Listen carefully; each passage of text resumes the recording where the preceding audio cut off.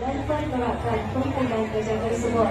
Ladies and gentlemen, for your information, this parade is part of daily routine exercise and training for our resident elephant in the natural habitat, the oldest and wisest female elephant, also known as a matriarch, will always lead youngest during their journeys.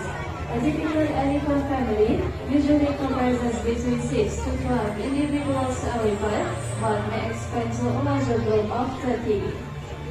Ini adalah sebahagian daripada Sano.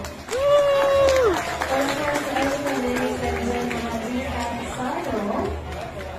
Sano merupakan gajah betina, usianya adalah sekitar 19 tahun. Dan kita selamatkan Sano dari kampung Sano, Sungai Sipun, Negeri Perak.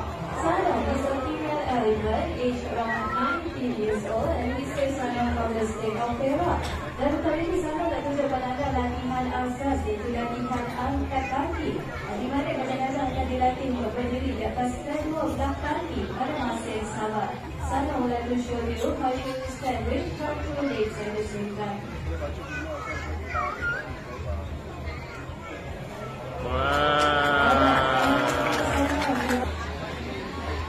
Hai Ali.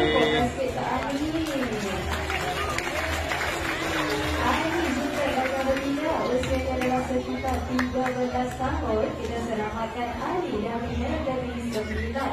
Ali also a female elephant, aged around 30 years old, and we save Ali from the state of negeri Sembilan.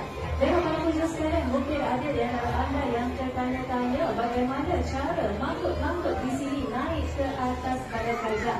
Ada beberapa cara dan salah satu adalah melalui kaki gajah tersebut.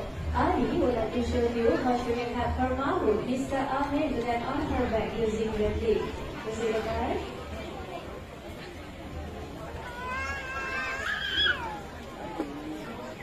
And up. And up.